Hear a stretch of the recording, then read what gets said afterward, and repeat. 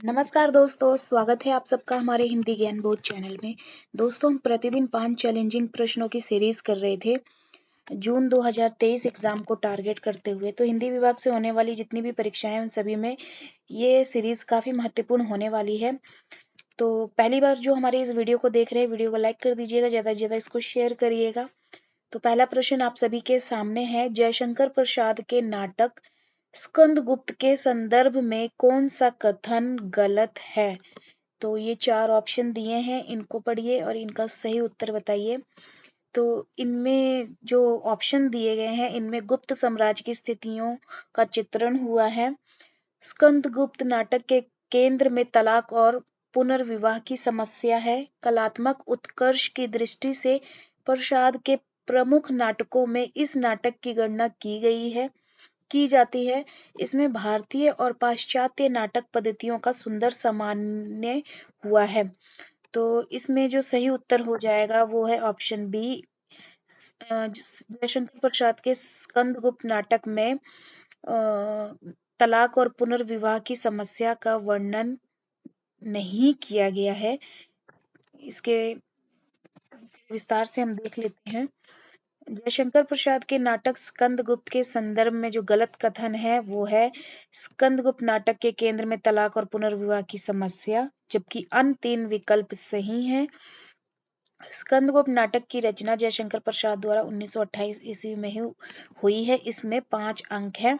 तो जयशंकर प्रसाद के जितने भी नाटक हैं उन सभी के सन और उनके विषय वस्तु आपको पता होने चाहिए।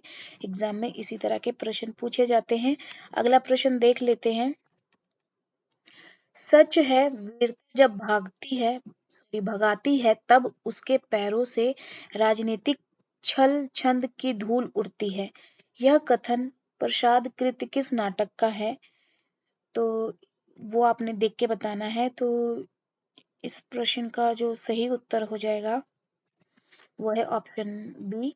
ध्रुव स्वामिनी नाटक से ये कथन लिया गया है, जिसमें उपयुक्त कथन प्रसाद कृत ध्रुव स्वामिनी नाटक का संवाद है। उक्त कथन मंदाकिनी द्वारा कहा गया है।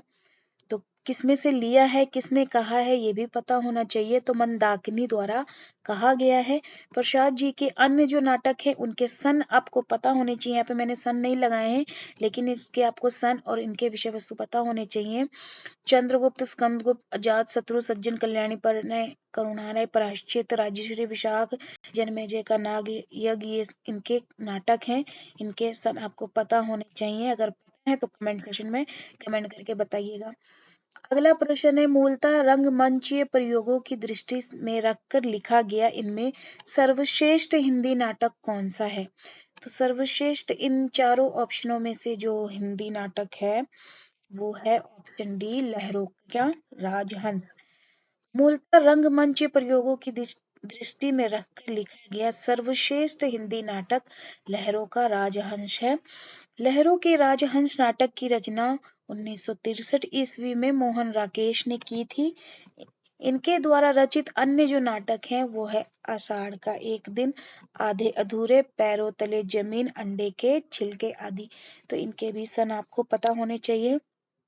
जिनको पता है कमेंट सेक्शन में कमेंट करके तुरंत ही प्रश्नों को देख के लगाएं। तो अगला प्रश्न देख लेते हैं।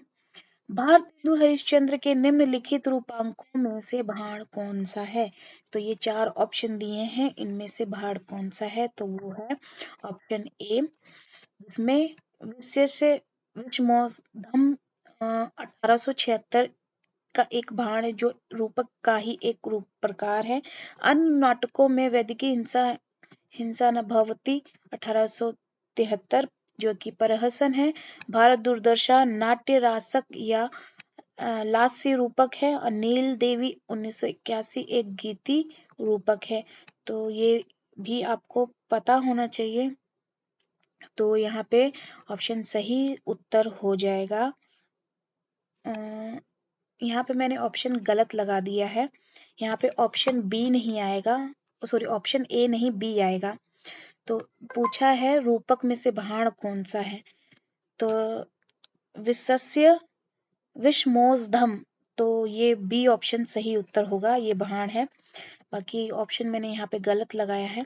यहाँ पे बी ऑप्शन सही होगा, ध्यान रखिएगा।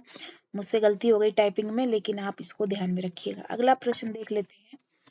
निम्नलिखित में से किस एकांकी में संयुक्त परिवार की समस्या को उठाया गया है? तो संयुक्त परिवार की समस्या को उठाया गया है सूखी डाली में।